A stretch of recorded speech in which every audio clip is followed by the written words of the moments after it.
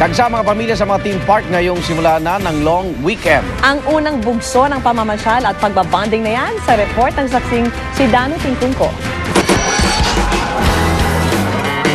Kahit ang balitang may nagbabantang bagyo, hindi napigil ang excitement ng mga nasa long weekend mode na. Ang ilan sinimula ng gimmick sa mga theme park gaya ng Star City. Kabilang sa mga patok na daring rides ang surf dance. May balloon wheel din na updated version ng Ferris wheel.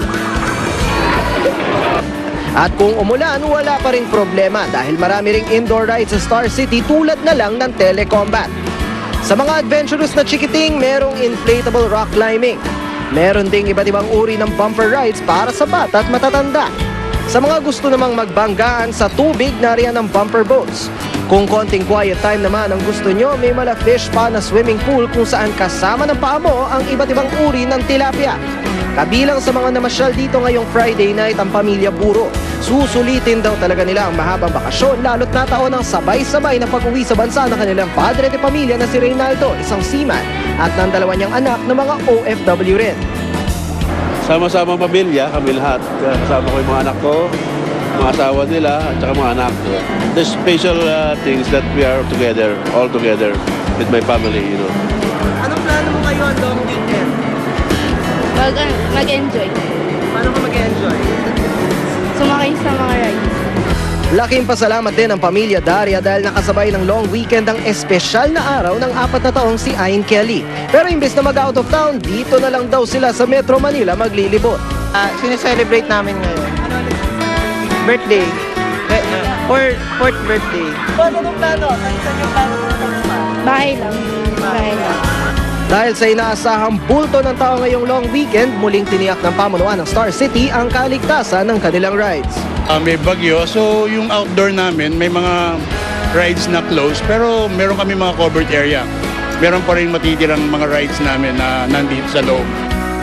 Ako si Dano Tingkungkong, inyong saksi.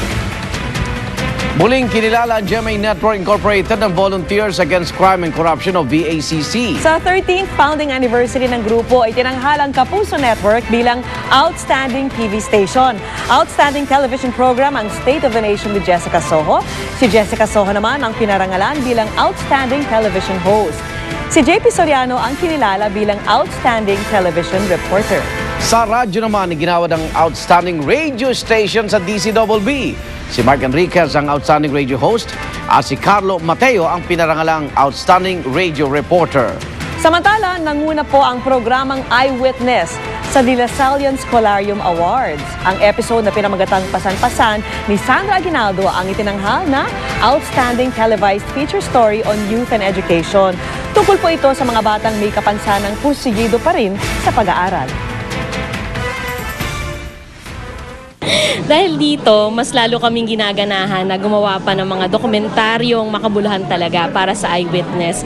Lalo na yung mga storyang malapit sa puso ko, gaya ng edukasyon. For a program that's only been airing for 6 months, napaka-significant nitong award na ito from VACC. So we share this with the rest of the hardworking production staff and reporters and crew of State of the Nation and syempre with the rest of the viewers.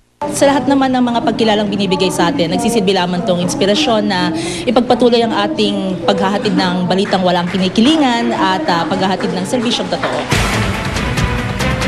Congratulations! At kung nasa ng balita, ikaw tangliga ng katotohanan, magkasama po sa pagbabalitang walang kinikilingan. Walang pinoprotektahan, walang kasinungalingan, serbisyong totoo po lamang. Ako po si Vicky Morales. Ako naman Arnold Glavio, susunod na ang tunay na buhay. Hanggang sa Lunes, sama-sama tayong magiging saksi!